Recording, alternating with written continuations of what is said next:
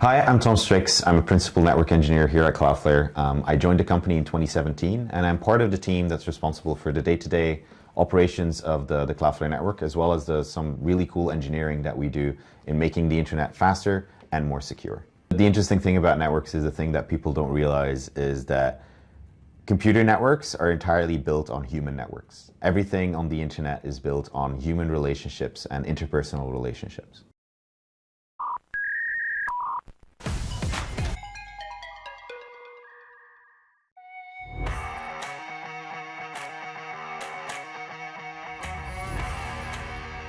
Hello everyone and welcome to This Week in Net. It's the November the 7th, 2025 edition. Last week we explored internet measurement and resilience with our chief scientist Marwan Fayed. Today we shift to internet weather, the world of networks, cables and the apparent chaos that somehow keeps everything running. To help us make sense of it, we're joined by Cloudflare's network specialist Tom Strickx in a conversation recorded a few weeks ago here in our Lisbon office. I'm your host, Ron Tomé, based in Lisbon, and this week we're also celebrating our new website, thisweekinet.com, with direct links to subscribe to our podcast on Apple or Spotify, some of our best guests and episodes about policy, privacy, security, demos, internet history, Cloudflare's history, and more. So there's also some Easter eggs there in that website. You can also subscribe to new episodes in the newsletter, and we promise we'll only use that for new episodes, nothing more. Before we start, here are a few quick internet updates from this week from the Cloudflare blog. BGP zombies and excessive path hunting, how stuck routes can rise from the dead and cause internet instability. That was published exactly on Friday, October the 31st last week, after we posted our episode from last week. So it was a Halloween blog, but all related to BGP and the internet, of course. Another blog was fresh insights from old data, what Cloudflare found while investigating new firewall tests in the country of Turkmenistan. Also, building a better testing experience for workflows, all about developers in this case. So Cloudflare introduces end-to-end testing tools for complex applications. Also in the workers and developers space, Workers VPC services, now in open beta, connecting global workers to private networks anywhere in the world. And also Tokyo Kish goes open source. So our async quick and HTTP3 library that powers services like iCloud Private Relay. So that's also a blog post from the week. Also this week, extract audio from videos with Cloudflare Stream, how developers can now easily pull audio tracks from uploaded videos. And today's, Friday, new post is Do-It-Yourself BYOIP, a self-serve API that lets customers bring and manage their own IP prefixes on Cloudflare. So also a cool one. A few other headlines from around the web this week. On this week, in 1988, the Morris worm infected about 10% of the internet, so within 24 hours. It was one of the first major internet security incidents. Many of us at Cloudflare weren't alive at the time. I was actually. And also, security researcher Troy Hunt reported that 2 billion email addresses were exposed in a massive data leak.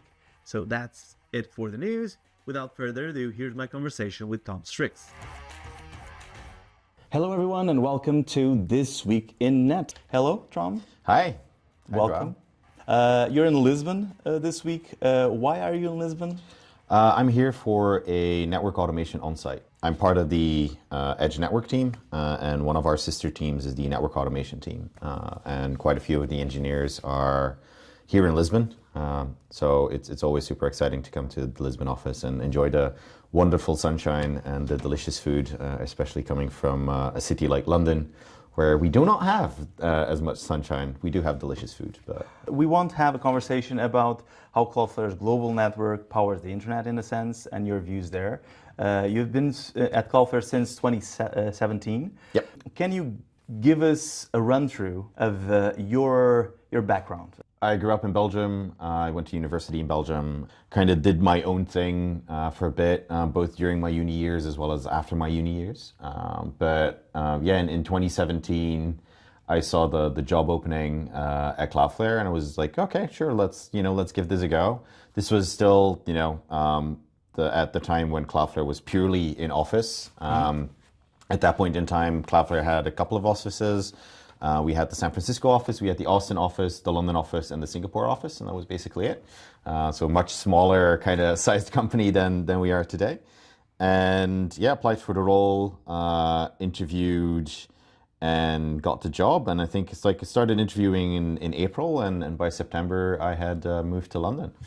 So you moved to London to work at Cloudflare Yep. specifically? Yep, exactly. What was your college degree there in terms of? Computer science. Computer science specifically. Did you had a passion for the network part already, or? Yes, definitely. It's like, I mean, that was, I think, one of the things that set me apart a bit from some of my other students was that interest in networking and that interest in, it's like, how do you interconnect all of these computers and making them do funky things was definitely, I was basically, I think, the only student in my kind of year that went to the network research group. So I was basically the only one. Like most of the other folks went to either the AI working group or the software engineering working group. So I was kind of the odd one out when it came to the networking component. What drive you to that area specifically, even before Cloudflare? That's a good question. I mean, I started uni in 2008, right? So this was very much in the like the internet was already a pretty big thing at that time. I think this was about a year after YouTube launched. I think YouTube launched in 2007, 2006 maybe. Mm-hmm. So it was already a pretty big thing, but it's this interesting thing where we're this like interconnected world for everything, right? And everything relies on optimal communication between basically computers at this point. Like everything that we do and live and go through as people on Earth is all driven by computers that communicate with each other. Like the ability to keep in touch with family on the other side of the world is driven by networks. It's all, at the end of the day, it's like the technology as an entire thing stands or falls with reliable communication. And that was something that I always found really interesting, right? Is that specific part of being such a key component of everything, but so little talked about, and most people don't know or care, right? Like the experience they have with networking is the Wi-Fi working at home, and that's about it, right? Mm-hmm. And that still occasionally occurs within the family is Tom is coming home, so Tom is going to fix the Wi-Fi because Tom is a network engineer, so surely that's what you do, right? It's the same thing with people that come home or that go to like visit family. It's like, well, yeah, you're a computer engineer, surely you can fix my printer. It's like, that's not what I do. It's like, but you work on computers all day. It's like, I guess, yeah, sure. And then the worst part is you then generally actually fix either the Wi-Fi or the printer, and then you reinforce that idea of like, well, surely like you're a computer engineer, so you can fix my printer. It's like, I don't, but yeah, okay, fine. It's something, yeah, I've always had an interest in networking or an interest in computers from a pretty early age. Specifically about you joining Cloudflare in London, a smaller office at the time for sure, a smaller company before the IPO. What was joining the network team at Cloudflare at the time in 2017? It was great. I still have very fond memories of the early days.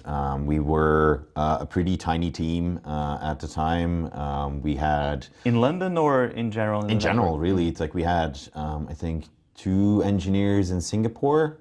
The largest team at the time was in London. That was, I think we were 5 or 6 of us.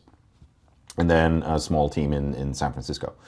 And yeah, that was always really good fun, right? Is this really tight team that like we got along pretty well, and then being responsible for this already pretty big network. Like I joined at around Colo 120, I think. Mm-hmm. So we had 120 different data centers live at that point. We're now at, I think, like 350 cities almost, and 600 or plus data centers. So it's scaled up quite a bit since. But yeah, like the early days is you're still like a pretty small team, all things considered, responsible for a global network, running a global network day, like 24/7. The internet does not stop, right? Like the weekends don't exist for the internet. that was pretty exciting, right? And then being there at kind of on the ground and then building that out and then being, part of that team that gets to do these things and gets to make decisions on, it's like, what are we doing? Where are we going next? What are we building out? That's pretty exciting. For those who don't know, what is the principal network engineer at Cloudflare? What is it really? Even when you started, what was the job in terms of network, of dealing with not only the data centers, how they communicate with each other in a sense? What is the role and the job? So when I started, my official title was network automation engineer, and I was the first network automation engineer that was hired. I have Jerome Fleury to thank for that. He's the VP of network now. But yeah, at the time, that was, Jerome was very prescient in that kind of sense. Is he understood very quickly that the only way that you're going to scale a company like Cloudflare is with automation, right? From a management perspective as well as a rollout perspective.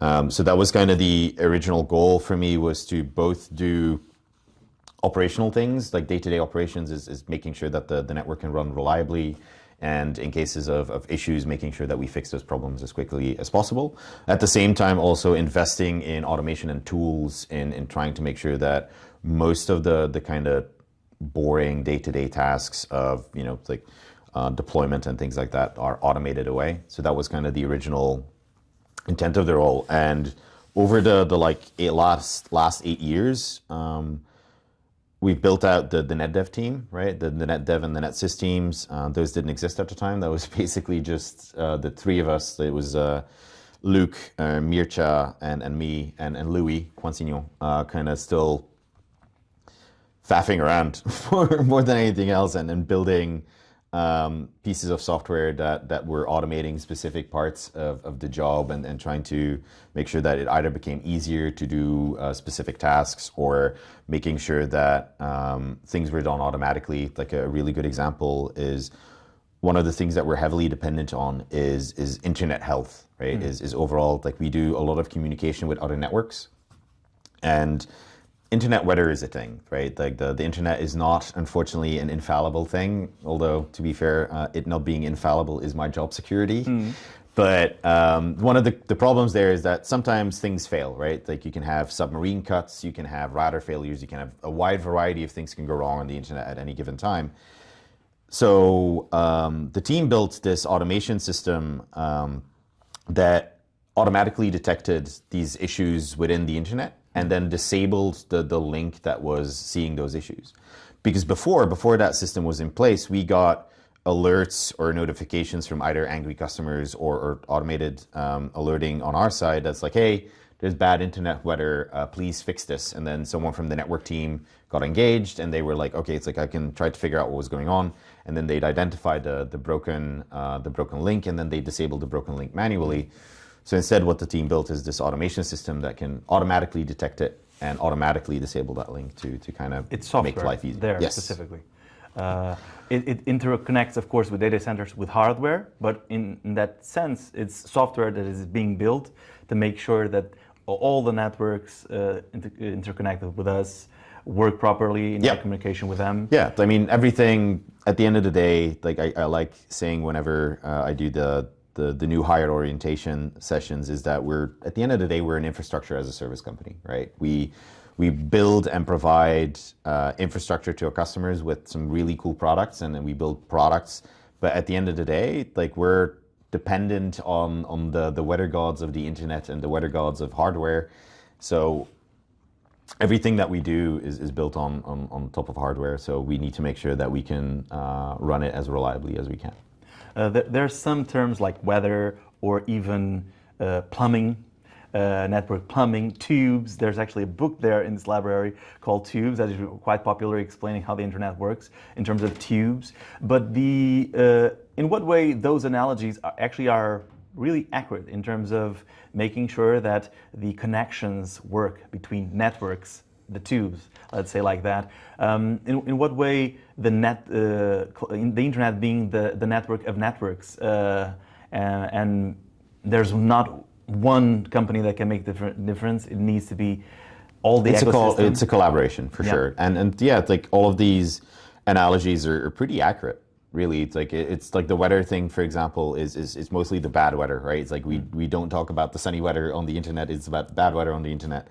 It's the same thing where, it's like sometimes there's a wide variety of things that can go wrong, like I said, but it's also a wide variety of kind of impact scope, right? Where it can range from bad weather being a tiny bit of rain kind of thing to thunderstorms, hurricanes kind of situation. Can you give specific examples? What route leak, things like that? Can you give it's like so it's like from like the regular kind of stuff that we deal with on a day-to-day basis is basically just packet loss, right? So most of the time that packet loss can be induced by congestion. So again, an analogy, I guess, is like there's a limited availability of capacity in the global internet, and from time to time you need to go from Europe to Asia, for example, or from Europe to the US, and that depends on the available capacity that you have between those kind of regions.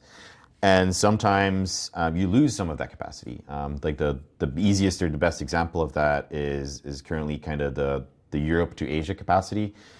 90 to 99% of all of that capacity goes through the Suez Canal and then the Red Sea, and then basically goes through or past kind of the Indian Ocean, India, and then Singapore. The submarine cables. Yes, submarine cables. But you have this like choke point at the Suez Canal, which also means that quite frequently there's submarine cuts, and most of them usually tend to happen around kind of that Suez Canal, Red Sea area, because there's just a whole lot of shipping active there. And then if you have ships, you have anchors, and anchors have this really annoying tendency of finding submarine cables and then cutting them. So then you get congestion, and with that congestion, you get packet loss. Basically just means that not every single packet that you're sending is going to get to the destination that you want it to.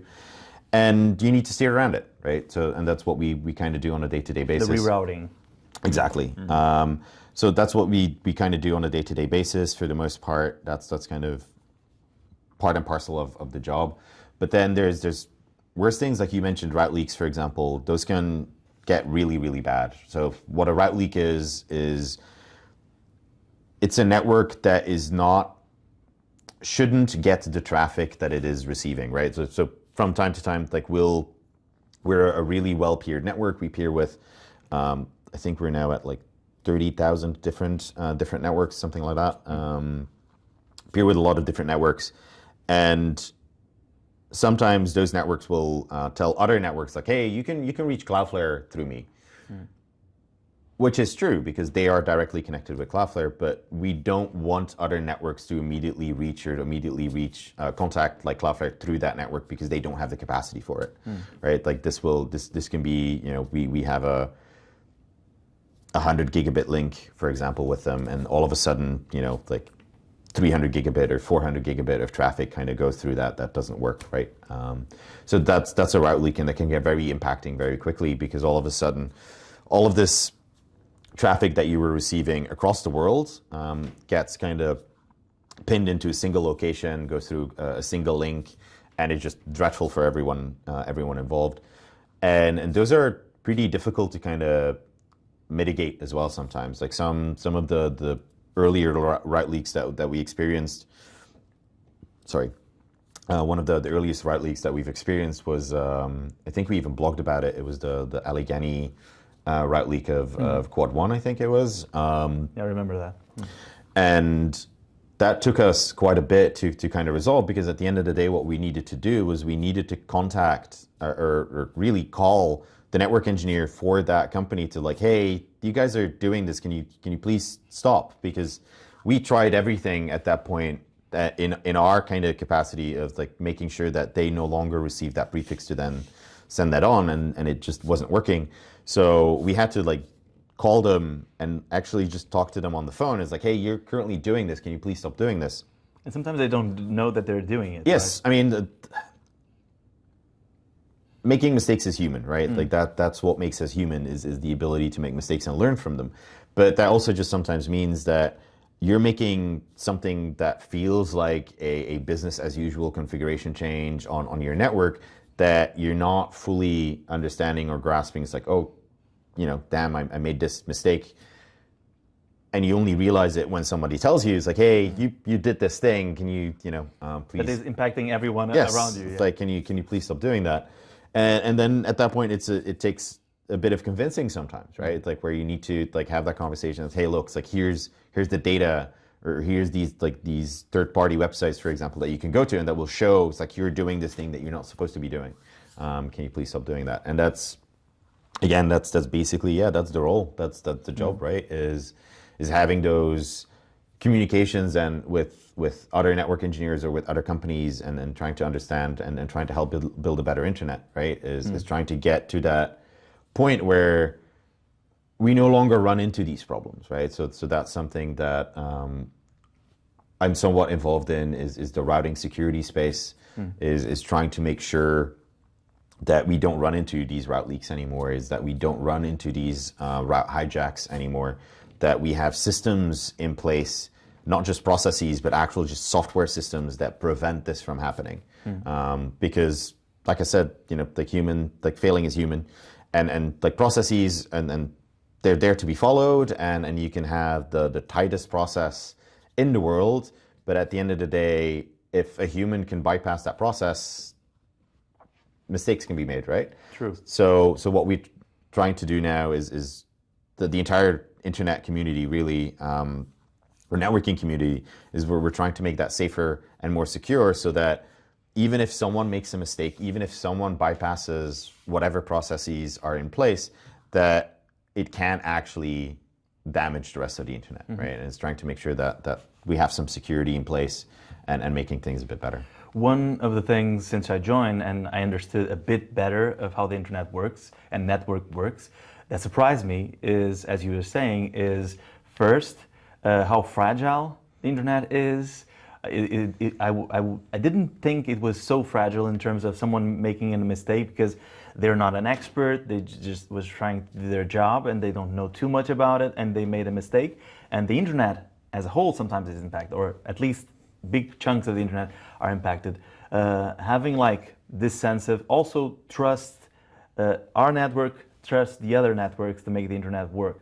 That element of trust is also interesting as part of how the internet works. Were you surprised with some of those elements? Not really. It's you knew about them. Yeah, from like early. pretty early on. It's the same thing in, I think, software engineering in general, or even computer science in general. Is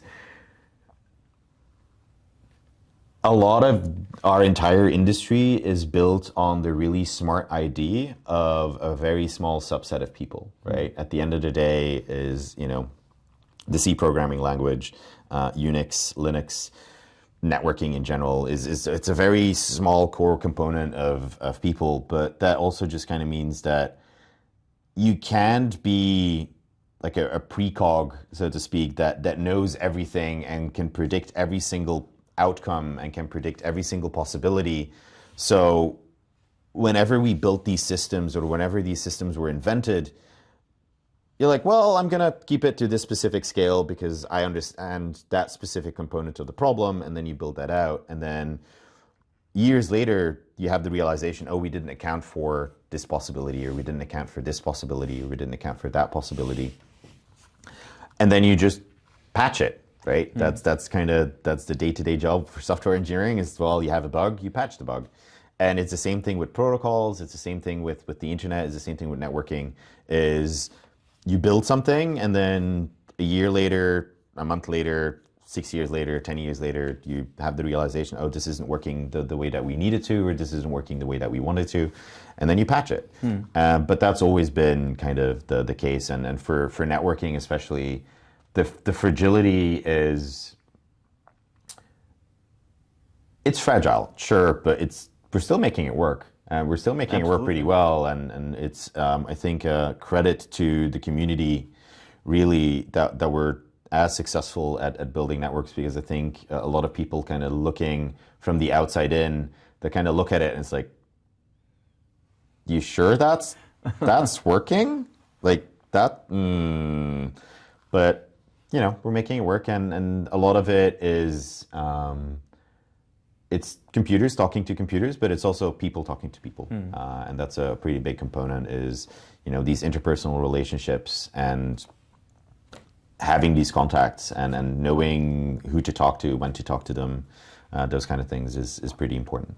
You spoke about route leaks and sharing alerts and things like that. We have radar.cloudflare.com that has a network perspective as well. We can get alerts if something going on there, which is also an interesting perspective of sharing the data that we have with others, specifically. For those who don't know, can you give us a run-through on in what way Cloudflare is unique compared with other CDNs, compared with cloud providers? What makes Cloudflare unique? And you've been here several years. You've helped build that unique part. What would you say there? It's hard to say from I don't work at other CDNs, but I think definitely one of the unique parts of Cloudflare is just the amount of incredibly clever engineers that we have, right? We try to look at problems with a kind of different perspective and try to solve them in a different perspective. The Anycast network that we've built is one of the largest ones out there, right? It is a pretty big differentiator. It means that we're capable of mitigating the largest DDoS attacks without even getting alerted. That was, I think, the biggest evolution over time is that ability now that whenever we get a DDoS attack, in the earlier days, that was all hands on deck, right? Like definitely everyone was aware that these were happening. And now we basically just sleep through them, right? Is like the only reason why we know is because there's like this alert firing. It's like, hey, you're currently getting, I think the largest now is like 20, 30 terabits per second. 29.7. Yeah.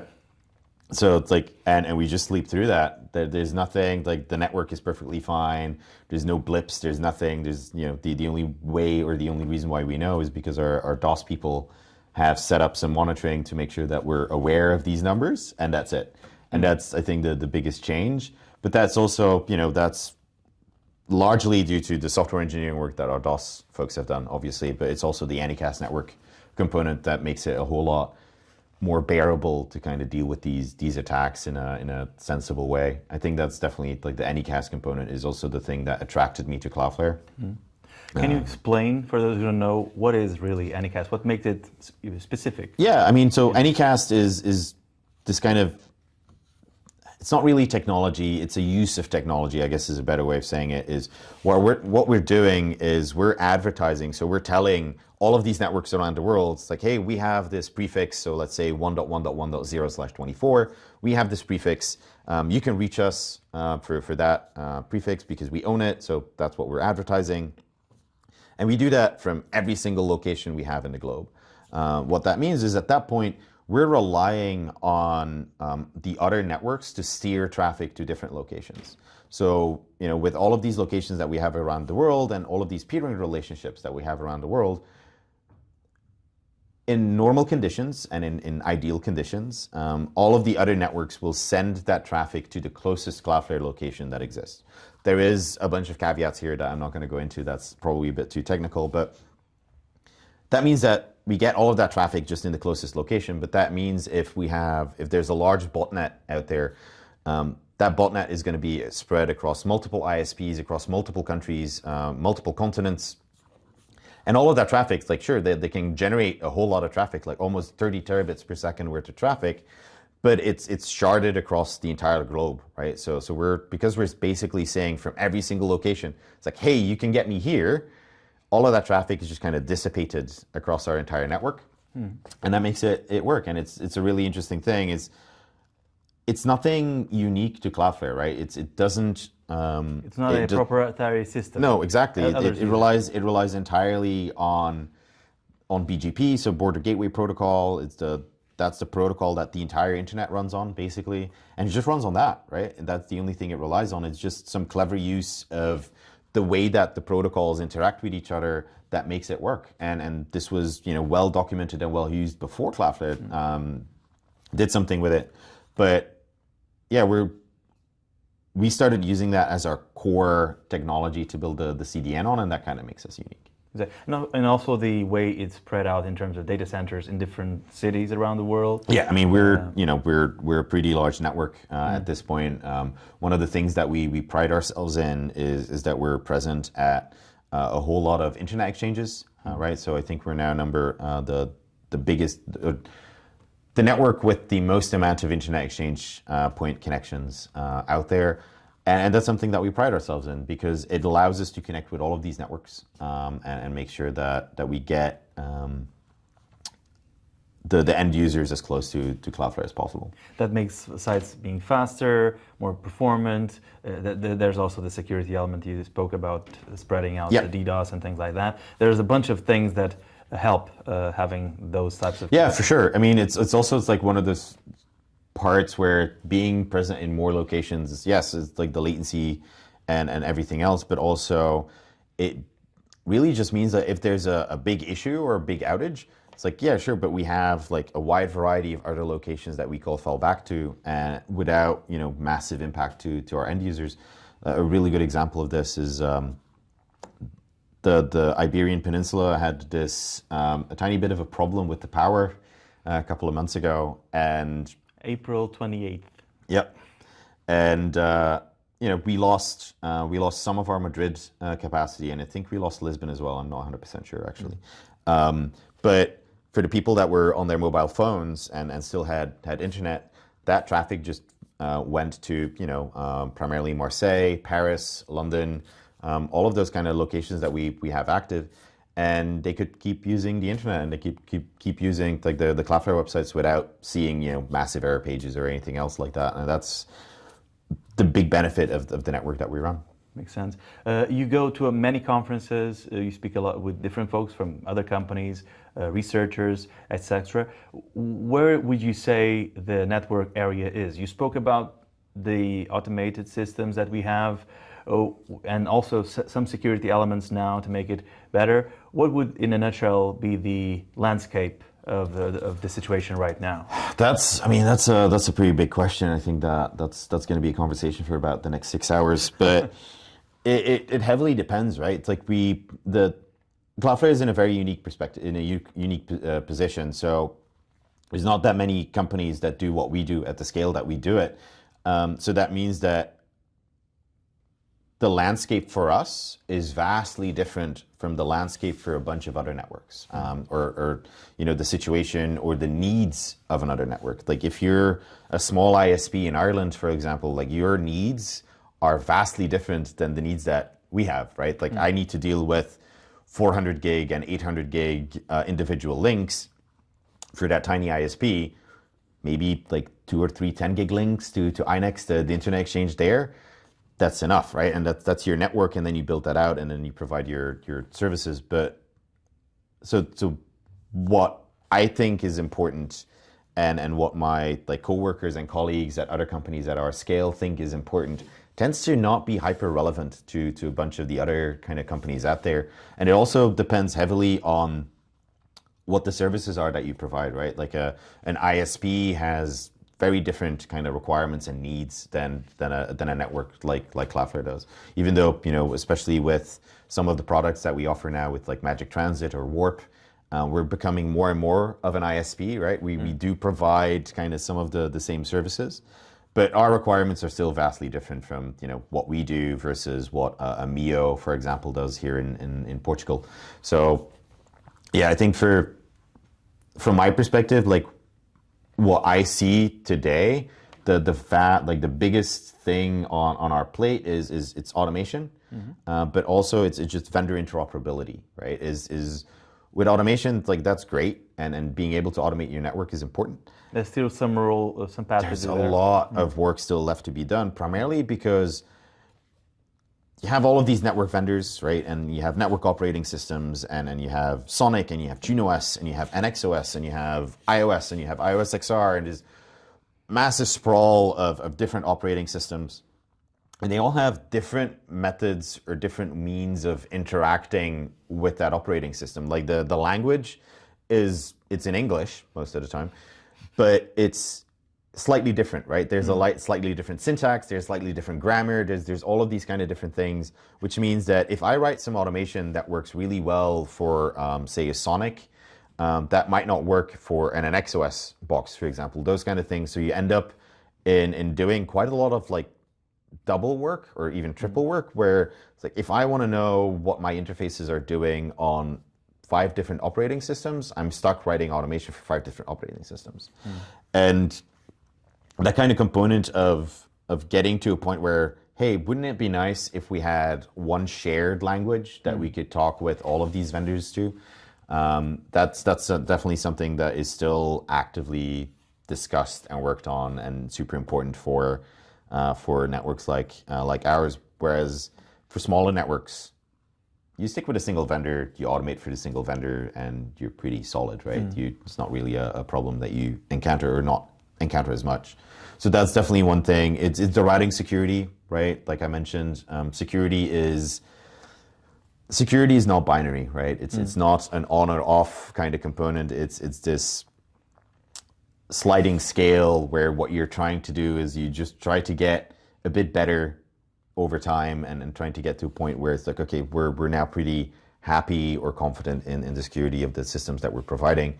But at the end of the day, there's always something new to either account for or to deal with or to kind of fix.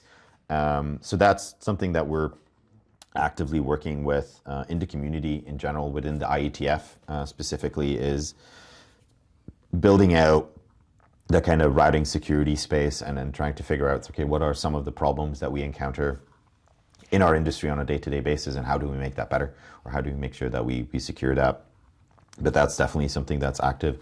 I think that's probably, like, routing security is definitely one of those things that is important for everyone, right? The security of the internet as a whole is relevant for anyone running a network on the internet. That doesn't matter if you're a super small operator in Ireland or if you're a super big hyperscaler like Google. Well, I'm interested into understanding a bit the evolution in the past few years. Since you joined, for example, even in that space, the routing security, are things much better now than they were? 100%. That is, like, I'd be lying if I said that wasn't the case. I think the community as a whole has made massive strides in just fixing quite a lot of the problems, right? RPKI, when I joined, was, I think, just ratified at the IETF, so that just became an RFC, and has been actively rolled out. And now we're at a point where the vast majority of really big networks are doing route origin validation. So that's a subcomponent that that's been enabled by having the RPKI. That's not a protocol, but it is a method. Yes, it's so what you do. So it's very briefly, what you're doing with route origin validation within the RPKI is, say for Cloudflare, for example, recreate a route origin authorization, a ROA, that basically says, hey, this prefix 1.1.1.0/24 has an origin named 13335. So that's the Cloudflare autonomous system number is 13335. You publish that ROA, that gets cryptographically signed, that validates the veracity of us writing that ROA. We're the only ones, because we're an authorized party for 1.1.1.0/24. So we can sign that ROA, properly done. That goes into the RPKI. RPKI validators will pull the repositories, will do all of the validation, and they'll come up basically with this tuple, which is 1.1.1.0/24 and 13335. And that's the only allowed originating party. And what you then do with the route origin validation is, whenever you receive BGP updates, you verify that with the information that you're getting from the RPKI. And if it's valid, you mark it as valid. If it's unknown, as in no such tuple exists, you mark it as unknown. And if a tuple exists, but it's not the tuple that you've just received, then you mark it as invalid. And what you then do with a route origin validation is, whenever you have invalid tuples that you receive as BGP update, you don't install them in your router, you drop them, and then you kind of improve the security of the internet. You avoid problems, outages, things like that with that. The validation, the trust part. Yeah, I mean, the really big thing is what we've been seeing over the last couple of years with the the kind of the rise of crypto is the use of route hijacks to steal crypto. So that's something that we keep seeing, and there's definitely like multiple events now where route hijacks were a key critical component of a pretty large crypto theft. So with RPKI ROV, you don't entirely mitigate it, right? But you mitigate at least a part of it. So you do make it a bit harder to get that going, whereas especially in 2017, that was not the case. That did not basically exist. It wasn't being done. So yeah, we've improved massively over the last couple of years. There's a lot of talk about AI. Actually start working in automation. That's AI in a nutshell. But in what way even LLMs, which are more recent in terms of usage, are helping in some of the things that you do specifically? LLMs are really good at understanding text, right? And that's what we use them for in the network team now as well, is we're a global company. That also means that we have global providers, right? We have providers all over the globe that that give us services. Either they provide us transit, or they'll provide us backbone, or they provide us physical connectivity, or all those kind of things. But just like we need to run maintenances from time to time in either rebooting our servers or rebooting our network kit or upgrading our network kit, our providers need to do the same thing, right? They will need to do maintenances, they'll need to do repairs, they'll need to do all of these things. So we get a lot of maintenance notifications, but as with anything in our industry, none of that is standardized, right? So we get a maintenance notification from Zayo, we'll get a maintenance notification from EU Networks, for example. None of these two are going to be identical in any way or form. They're not going to have the same formatting. They'll have the same raw information, right? They'll have the same core components, which is, well, this is your circuit ID, this is the location of that circuit ID, and we're going to do a maintenance on that date at that time, and hopefully we'll be done with the maintenance at that time, right? That's kind of the core component of what a maintenance notification is. But the formatting of it is so vastly different. So what the AI enablement team here at Cloudflare did for us was building a system on Cloudflare email routing that ingests all of these maintenance notifications and then runs an AI worker through it that then parses all of these emails and then gets formatted structured text out of it that basically just says, this provider, that circuit ID, start time, end time, and then inserts that into our maintenance calendar. And that's a really awesome use of kind of AI to make sure that we get better at tracking these maintenances and understanding kind of how these maintenances work. So that's been a pretty cool use case for AI, and it's entirely built on kind of Cloudflare itself, so that's also pretty cool.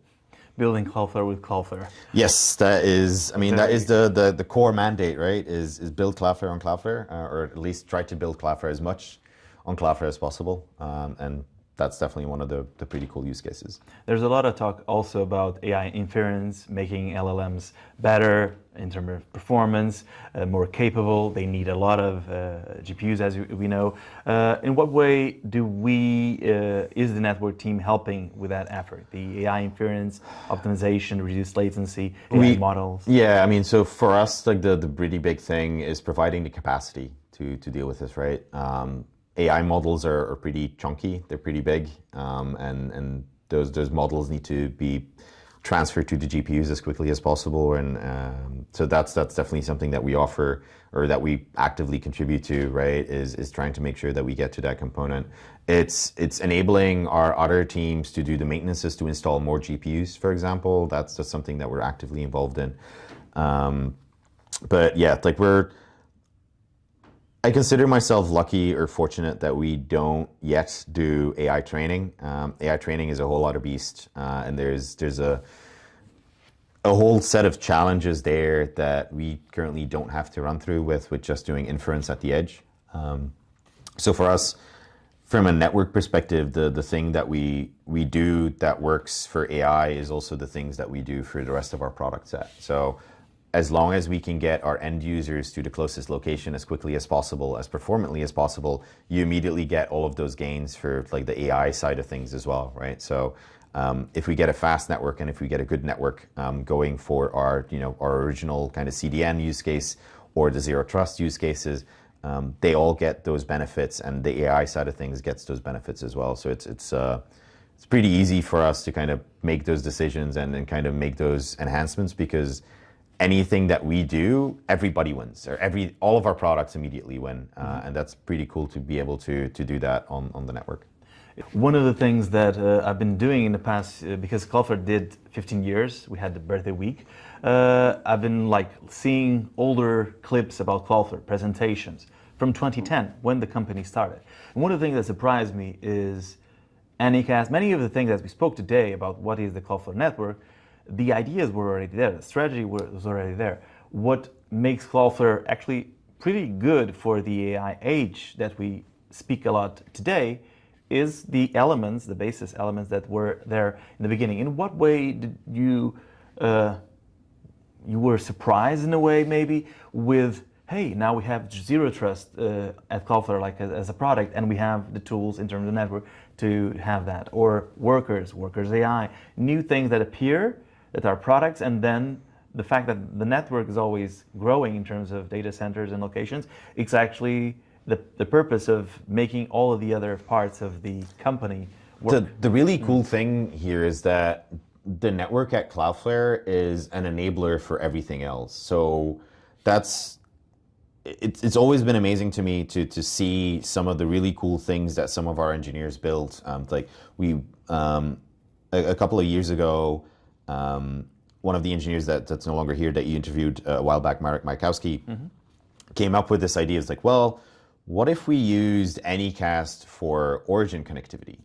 And working through that and then building that out, and that became kind of now our egress product. It's mostly used internally, but building things like that, it was really interesting because I never had considered, it's like, oh, you can, yeah, that makes sense. You can do that, but I'd never thought of that. And it's the network that enables that, where like all of the core, like you said, like all of the core pieces were there in 2010, like when Cloudflare started.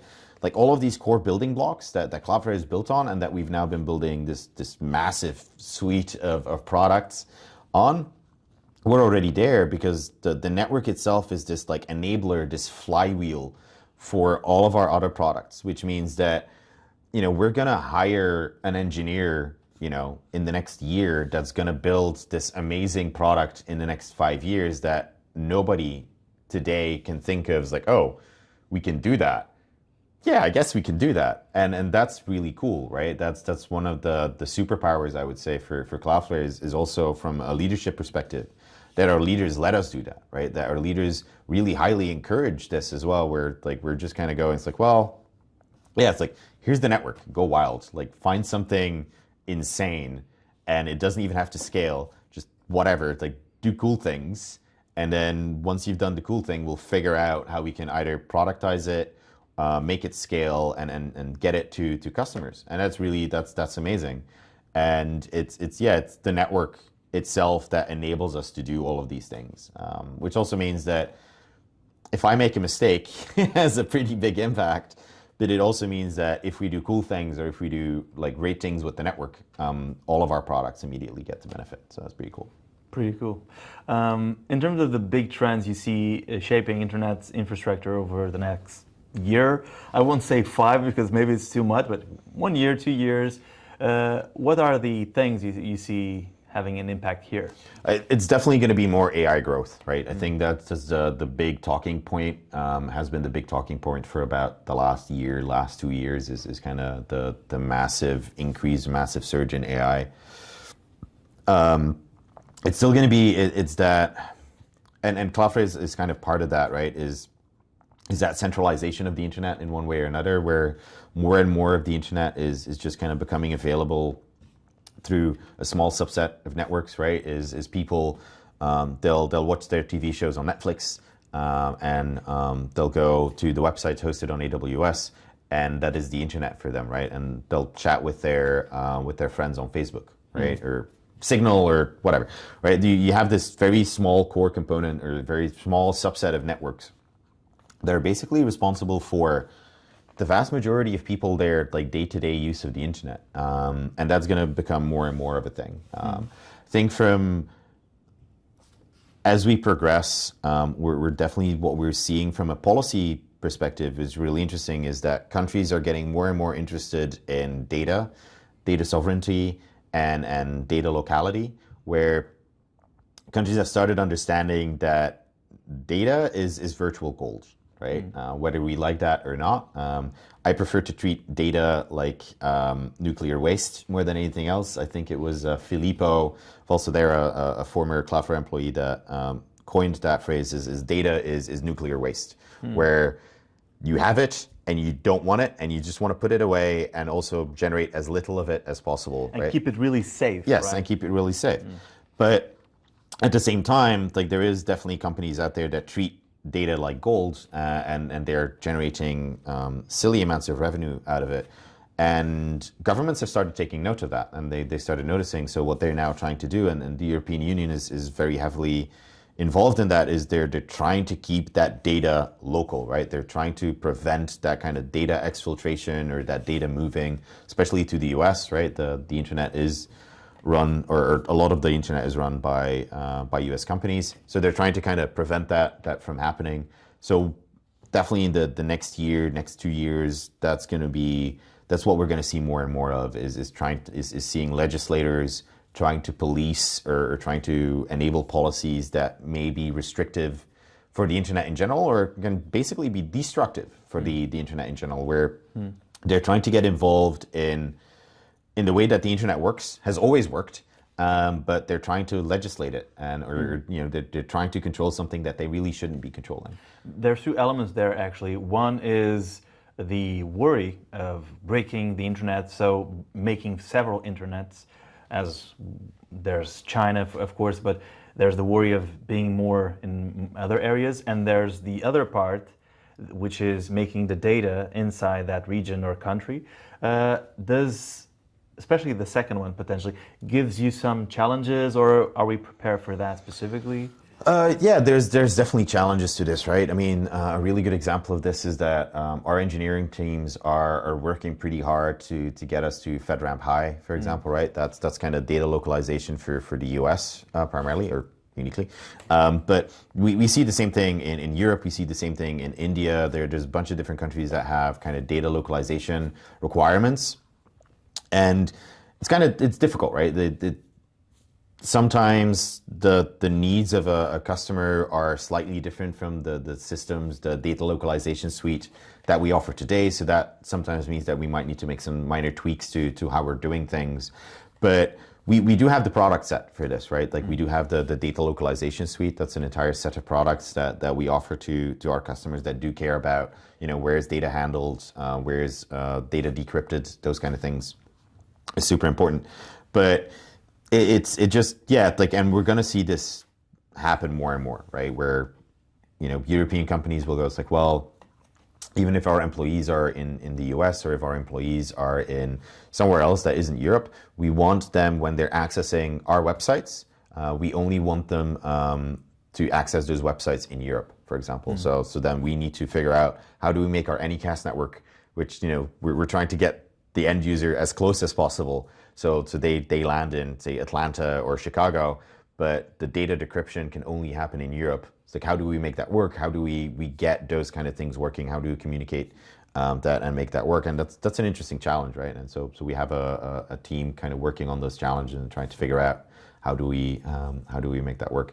But yeah, we're going to see that more and more, and we're going to see data localization where it's even specific countries, right? Where you end up in a position where we'll need a data localization suite for, say, South Korea, or we need a data localization suite for the Kingdom of Saudi Arabia, for example. And that the core component of that, like that requirement of, we only want data decryption in that specific country, is almost diametrically opposed to the way that Anycast works. So like figuring out the solution to that still works well with our Anycast network while also complying with those requirements is an interesting challenge. There's a lot of, because of AI, there's a lot of talk about efficiency, energy efficiency in the hardware side, but maybe even in the network side as well.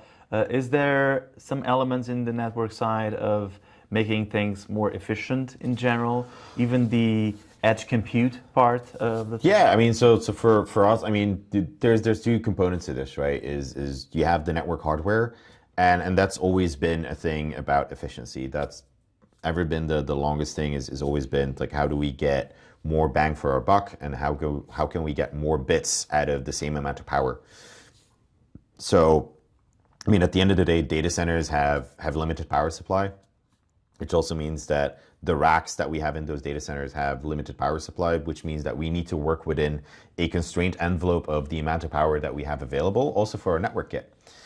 So there's always this very heavy push to more efficient hardware, in the same way that you have that push with CPUs, right? Like every year, the vendors come out with a new technology set or a new way of building a CPU, or a new CPU architecture that they claim is like, oh yeah, well, we're, Moore's law is, I think, what is it, like doubling of capacity every 2 years. You see the same thing, like the same thing applies within the network world, right? But that also still means that we're, especially with AI, but the advent of streaming, for example, was kind of the precursor to this, is the demand for bandwidth is ever growing. It's a very much a non-linear growth of just more and more and more and more bits that need to be pushed out. So that's definitely something that we see is just, when I started at Cloudflare, all of our interconnects were 10 gig.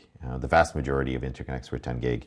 And now we're looking at interconnects of 400 gig, right? So it's just this stepping of just silly amounts of bandwidth at this point. And the 800 gig MSA is getting ratified, I think, or has been ratified.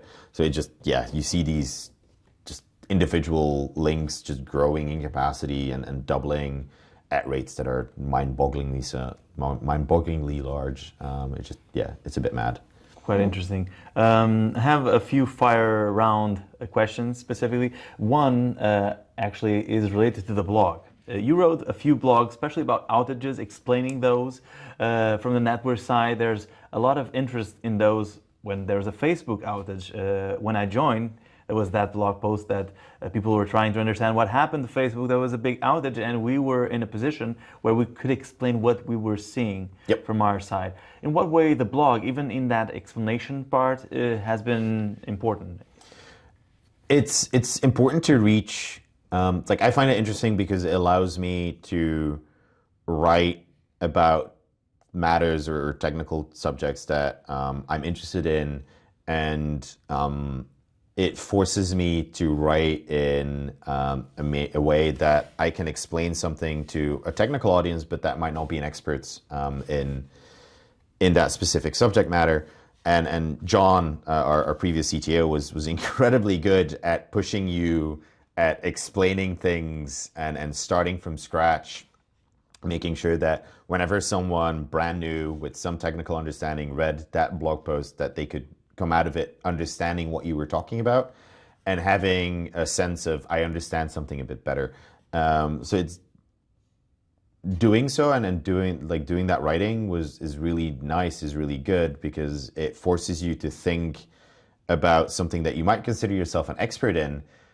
And then you're asked, it's like explain this to a 5-year-old, and you realize I don't actually know this as well as I thought I did, because I can't explain this to a 5-year-old.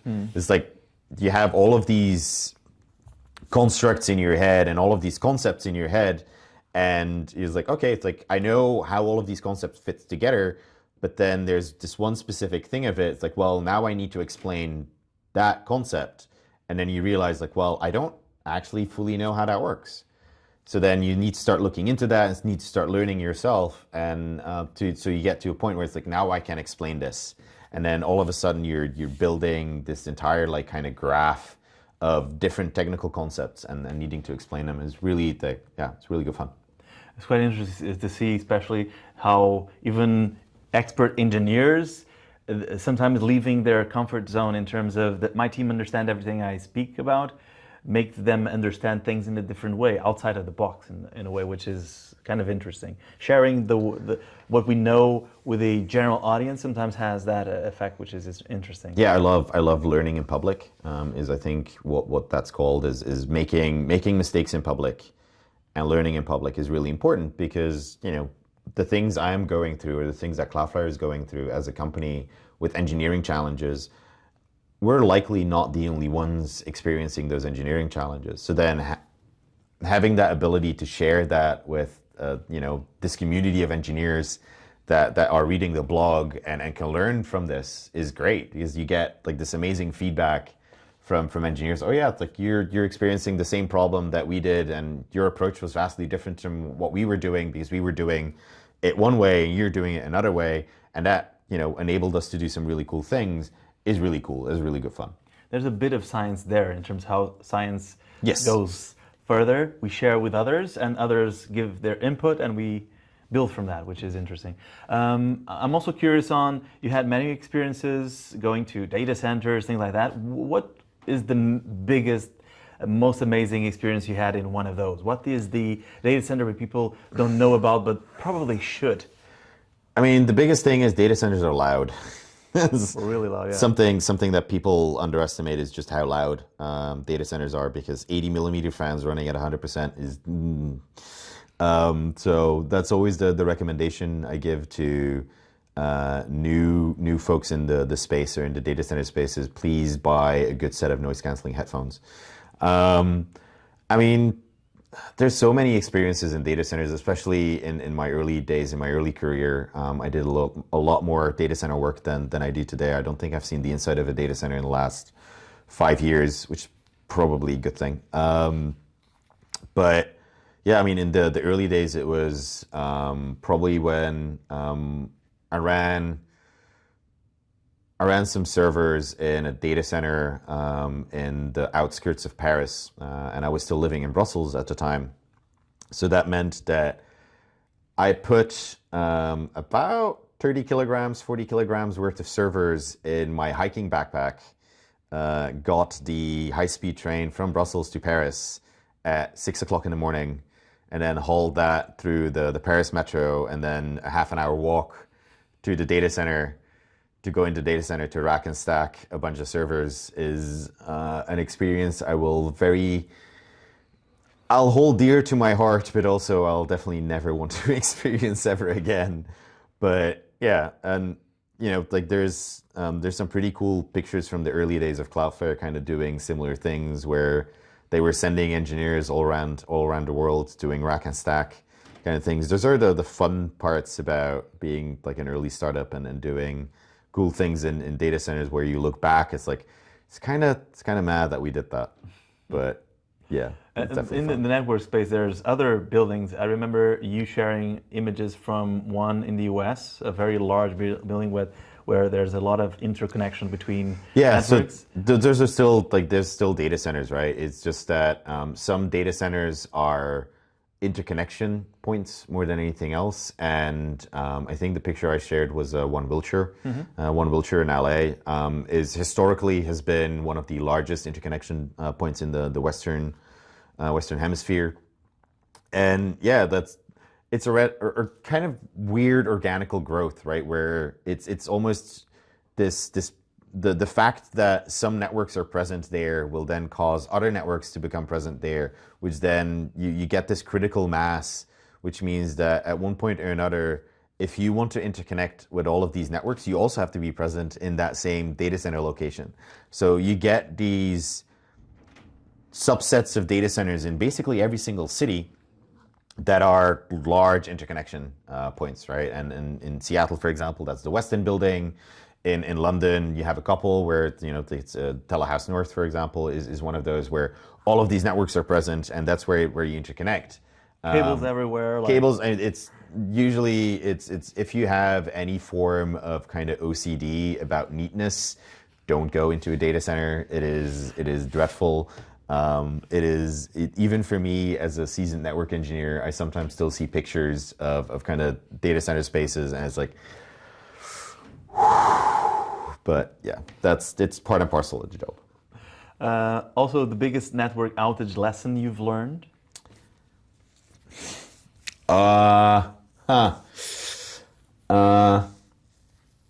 It's really hard to undo a mistake you've made if you lose access to the box you've made the mistake to. This is probably the biggest lesson I've learned.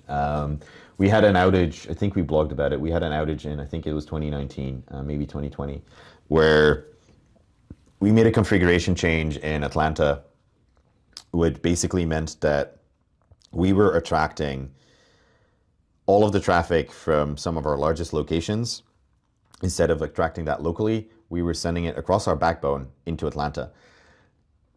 That's not great. It's like Atlanta was definitely not equipped to deal with that. But because that was happening, we had this massive thundering herd of bandwidth hitting our edge router in Atlanta, which meant that it was impossible for us to get a connection going to that edge router to roll back the change. So that was complicated. We did have, we have an out-of-band network, and that's how we managed to fix it. But it's one of those things definitely that is easy to forget is if you break the network sufficiently, that's it. That's the end of it. And those are some of the biggest outages, even from like outside of Cloudflare, are caused by the fact that you lose in-band access to the rest of your network. Interesting. Most underrated part of Cloudflare's infrastructure? Our engineers, I think. It's something that, infrastructure, sure, it's hardware and it's cables, but it's the software stack that you run on it, right? And I think it's our incredibly smart engineers that build that software, that make it go brr, that are an incredibly valued part of that infrastructure, and without them, we wouldn't be able to do the things that we do today. Favorite tool or dashboard you use daily? Tom's Little Shop of Broken Things. I built my own dashboard that basically captures all of these metrics that indicate the health of a data center. So that goes from, the amount of requests per second that we're doing, are the links congested, how many file descriptors do we have, this wide set of like all of these metrics that through experience of multiple incidents that I've learned and a couple of other engineers have learned, it's like, oh yeah, it's like these are really solid indicators of something being broken. And I realized like, well, there's no dashboard that captures all of these. So I created a dashboard called Tom's Little Shop of Broken Things. And that is something that I keep opening on a daily, day-to-day basis. Interesting. AI, hype or evolution? Or both? Both. It's both. It's definitely like AI has amazing use cases. Like I said, for example, like that parsing component that I talked about earlier is a really cool evolution. And sure, like we could have done this before, right? Like at the end of the day, everything's a regular expression away.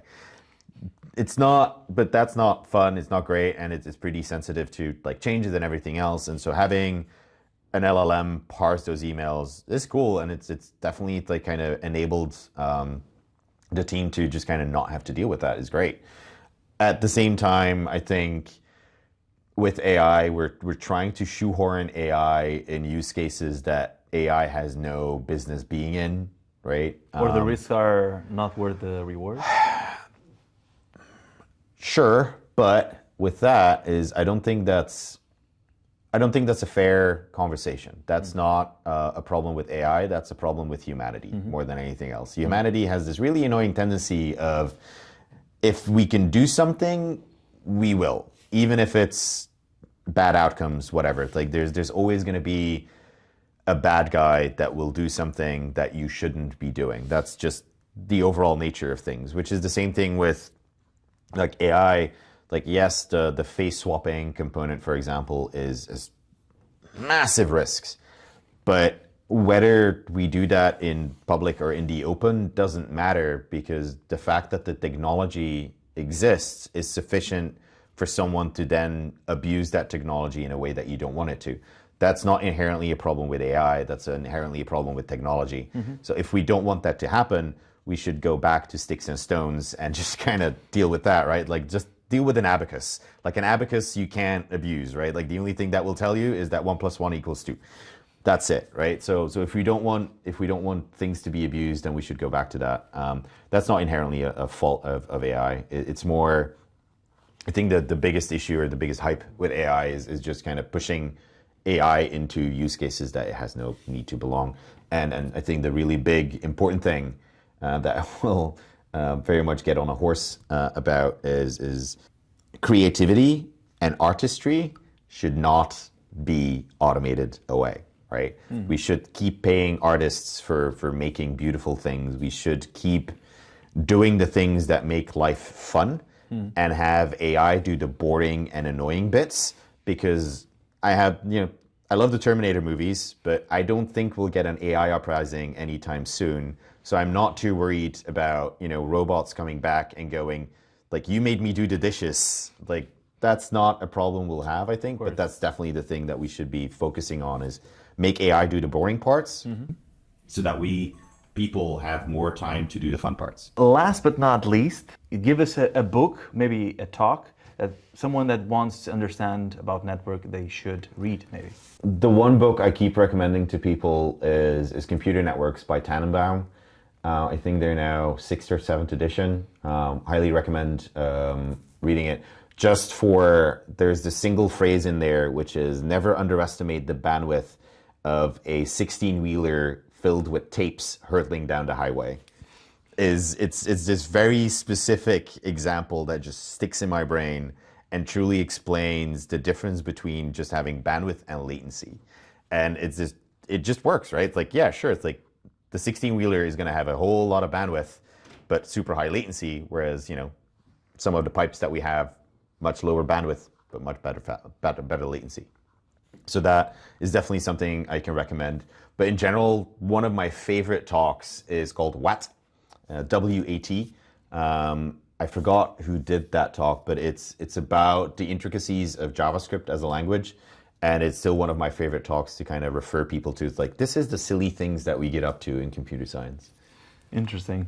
Thank you so much, Tom. This was great. That's always my pleasure. And that's a wrap. And that's a wrap.